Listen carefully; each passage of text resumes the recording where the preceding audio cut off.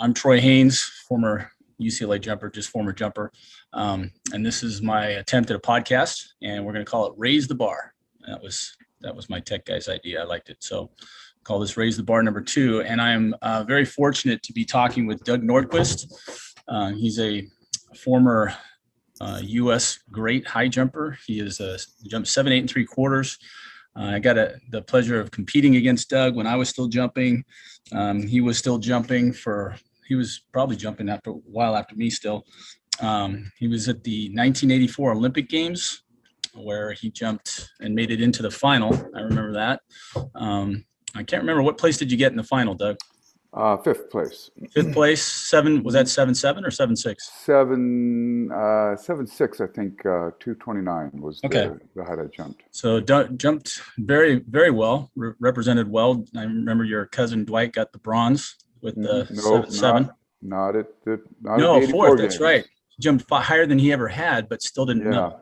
Yeah. So he got bronzes at the other ones. That's right. And then Javier Mogenberg won it. Yeah. Gilbert came in second. And then Zhu Xinhua. That's right. Yeah. So those 3. Zhu Xinhua was the current world record holder at that time, if I remember right. And but anyway, Doug wanted to talk. He's been very gracious in giving us his time, and we're going to see and hear all kinds of great stuff. And where is my list? There it is. So the first thing I wanted to get to, Doug, was a little bit about your background. I've known you a lot of years, but and I know where you went to college and where you went to junior college, but then high school and your other background stuff I don't know much about. So give us a little background on your athletic history. Actually, my journey to high jump started in 72, watching Dwight at the Munich Games, where he did get the bronze. That's right. And then and he was only 18 at that time? Yeah, he was a freshman or a sophomore at UCLA at the time, and wow. He was just a kid. In fact, I've seen the video of him jumping, and he's just a young buck. And then went back to Munich the next year and broke the world record. Wow. In the Olympic Stadium, if I recall correctly. But I started jumping as a freshman. I actually turned out for football, as every freshman boy did back in the 70s, and then went to every practice, didn't play a down. Right. And then I was going out for baseball, and the coach said, "Okay, 2 laps, 25 bar dips and 25 pull-ups, and hit the showers." And so I'm like, okay. And the track coach was Glenn Spradley, was taking the kids around and showing them all the different events. And I went over to talk to a friend of mine, Chris Hyatt, and he hit me on the top of the head with his pole vault pole as they were trying to do this. And I said, okay, this is what I want to do. Knocked some sense into me. So I started turning out. I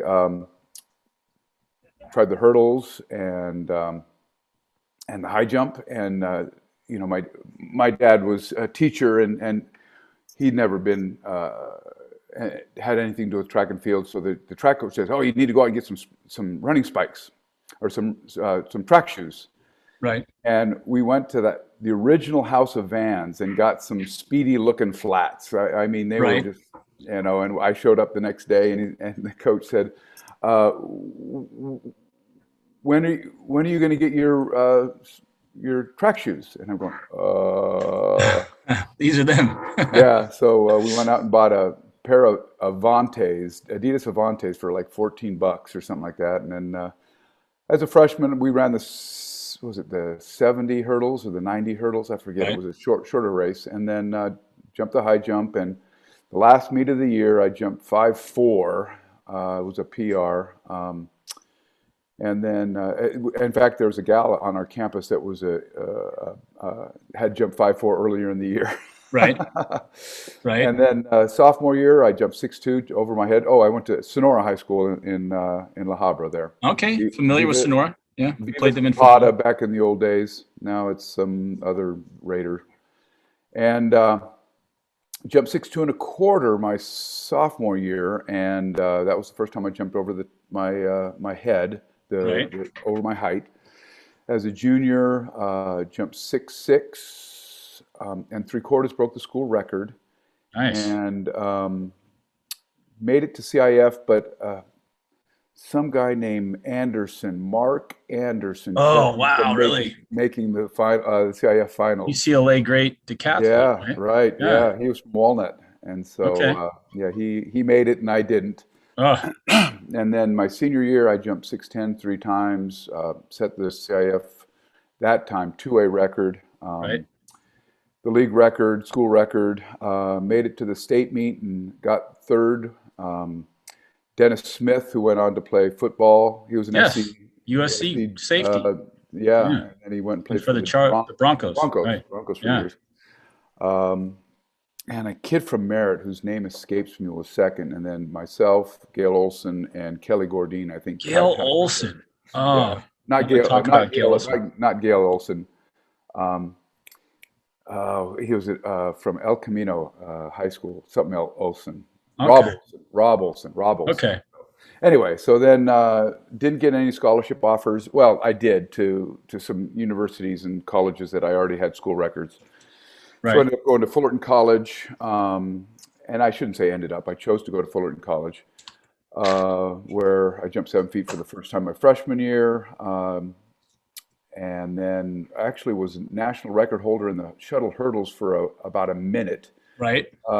In the next heat, Long Beach City broke the record, or Long Beach, Yeah.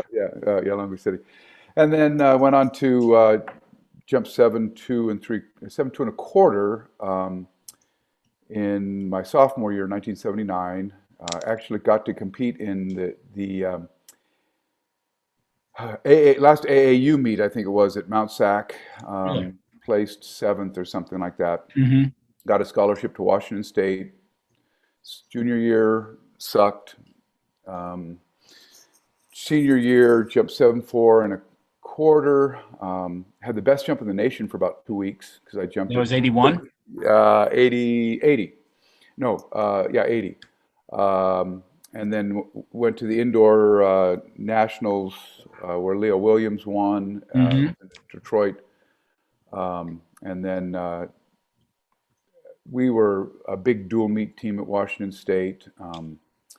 And so by the time it got to the big meets at the end of the year, I was out of gas. So I Yeah. never competed well The at that. Pac-12 was a But grind back then because of yeah, Bush and well, it UCLA was and Pac-10, but yeah, in yeah. fact, Right. jumping against Lee Balkin and James Frazier at Arizona, and Right. so there was some good jumpers. In fact, I think I have the dubious distinction of being the losing by the most inches. I think against Arizona, I jumped 6'10", and Frazier jumped 7'6" or something like Wow. that. And then he shut it down because he was going to go to the Pepsi meet the next day, and I think I did or jumped really poorly. Yeah. And he was jumping well. So after graduated from Washington State, started teaching, and that was 82, 83, and then 83, 84. Said, okay, let's start training. I've got this Olympic goal in my mind. Hooked up with Jim Kiefer, who was then the Fullerton College track coach. He helped me out. Trained with Fred Dixon, 1976 Olympic decathlete, Hmm. and Randy Benson, who was a quarter miler out of Kansas K State, Right. Jayhawks, yeah. Right. Okay. And I chased them around the track every day. They were stud runners, and so I was chasing them around the track. And but hooked up a lot, Dwight a little bit that year. And the thing that he got me to understand, because one of the things I always had was a tenacious work ethic. Hmm. I learned that early because I was not the fastest, I was not the strongest, so I had to outwork everybody. Right. And the thing that Dwight got me to understand was the importance of rest towards the bigger meets, and I started Yeah. to do that. Okay. And I lost. I was a sumo high jumper in college. I was about 185, and then You when got the nothing on Olympics, me, but yeah. yeah, yeah. Then 185.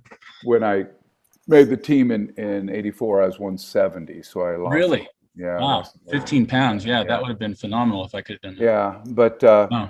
the interesting thing about the, 84, I qualified for the trials. I jumped 7'4" and 3/4", 225, right? 7'4" 3/4. Um, at a little meet, all comers meet at Cal State LA that was on for like 4 hours. They started like at 5 feet, Right. and Into those. Yeah. yeah, and it's just, warm up and wait and wait and wait and wait and wait. And that's where I PR'd for the first time that year. PR'd at Mount Sac, PR'd at the Nationals and got fifth or something like that up in San Jose. Right. So I was coming into the trials feeling pretty good about life, and my chances. And then the 52 guys made the 7'4" and 3/4" Wow. qualifier. Yeah. So we had Wow. two pits going in the Coliseum, and I was scared spitless because I Right. was really worried that, okay, I've been dreaming about this for 12 years, and here it was going to come to fruition, or it wasn't, and I was really in in in a how do I say, I don't want to say bad mind, but I was really afraid. I Right. was concerned, and jumped 7 feet 7'2", and then missed 7'4", 7'4" 3/4", I think was the qualifying auto qualifier to Sunday's final, and I didn't make it. But they needed 12 in the final, and only 11 had made that height. And my pit was done, and so I was watching the other pit, and I remember doing everything I could, doing voodoo and sending evil thoughts to people as they were jumping. And I remember Marshall Broadway was the last guy to jump at at the automatic qualifier, and if he made it, I'd be out. If he missed it, I'm in. And he missed it, so I got in. I think 16 made it to the final, and I went home that night and did some big time soul searching about my mindset. And Yeah. I almost gave away my dream with a crappy performance. Yeah. So I said, okay, if I'm going to lose this, it's not going to be my doing. People are going to have to beat me, and I'm not going to get on somebody else's misfortune. So the next day, so there's no training, there was Yeah. no technique change, nothing. Just went in with a positive mindset, and 7 feet 7'2", 7'4", I missed and then made it, and then 7'5 and 3/4", a new PR, made that, went to 7'7". Third attempt, I was in fourth place.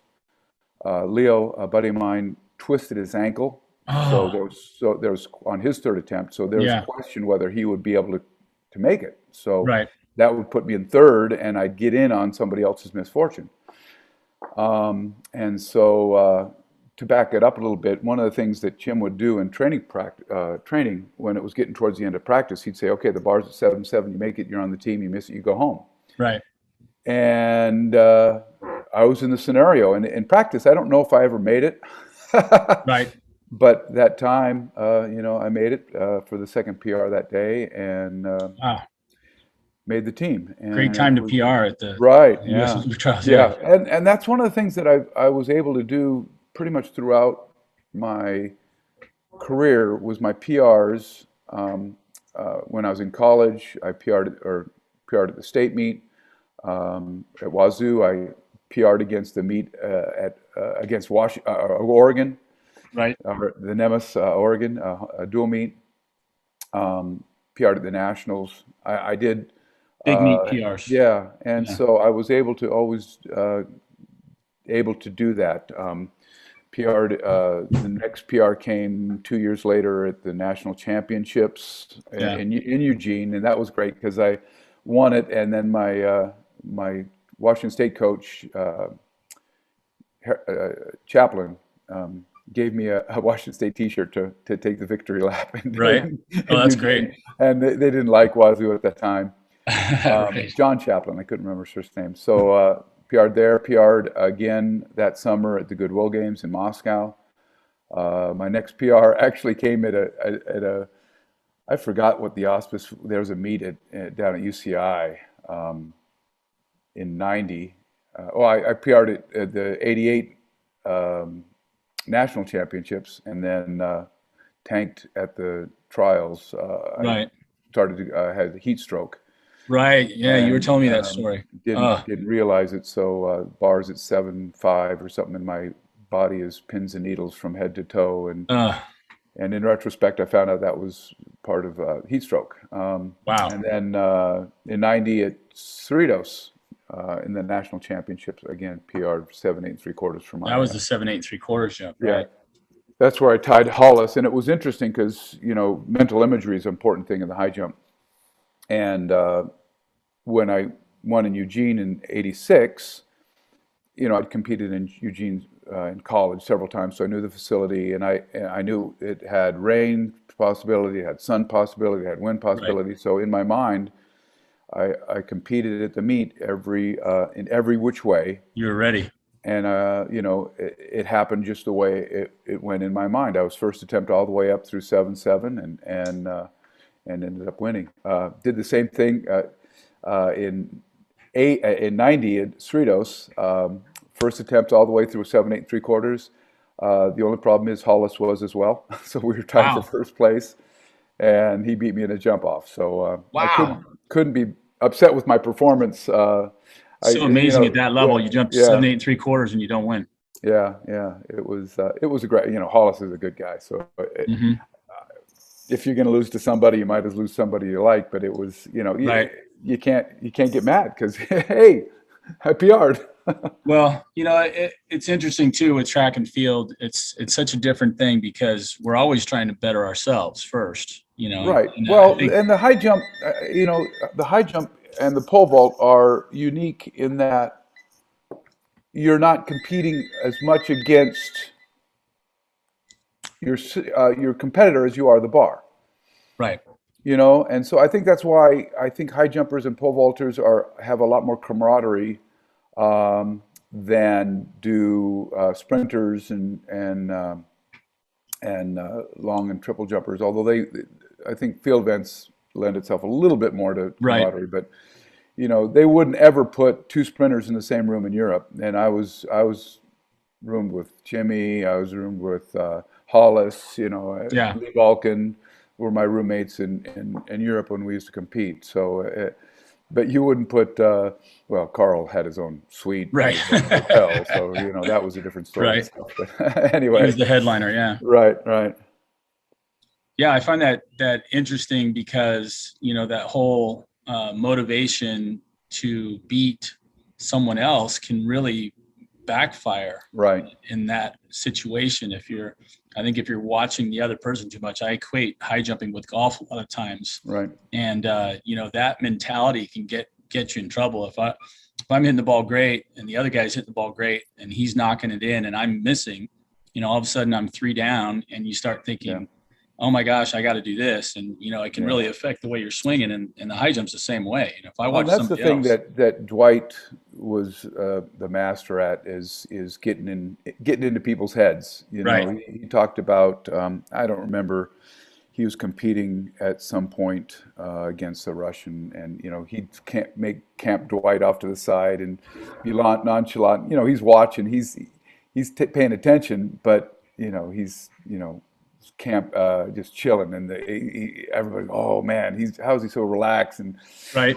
people get starting to think about him when they should think about themselves. Yes. And so he was a master at that. But Yeah. it's you've got to take care of yourself. It's you against the bar. It's one jump, and if you don't make it, it doesn't matter what the other guy does. Right. Yeah. Yeah. I hear that. Well, wow. That's a amazing history. The sports you tried and things you did in high school and college, junior college at Fullerton, off to Washington State. Yeah. Also, just a sidebar: 14.6 college highs and 48 mid. I think I don't remember the inches. It's been a while. In the triple jump, Okay. was my two other That's PR. really good. Yeah. I always tell my kids when they ask me, they go, what else did you do, Coach Haynes? I'm like, nothing. Nobody wanted me to do anything. They didn't say, hey, why don't you come try the long jump? Or why don't you come try the triple jump? It was always just, this is your gig. You're a slow, skinny Well, white dude, and we that'll talked be about when I peaked, through in '84 with learning how to rest, and I think in high school I naturally peaked because I ran the 330 lows and 39.2, I that's think, pretty good. and then the highs and the triple jump and the high jump. And I didn't make it out of CIF prelims out of the 300s, so that I lessened my Rested you. training. Yeah. I didn't make it out of the finals on the highs, so that rested me. And then I made it to the Masters. I think I made it in triple, but they didn't go any further. And then made it meet in the high jump. So each week I was lessening my training and resting, as it were. So Right.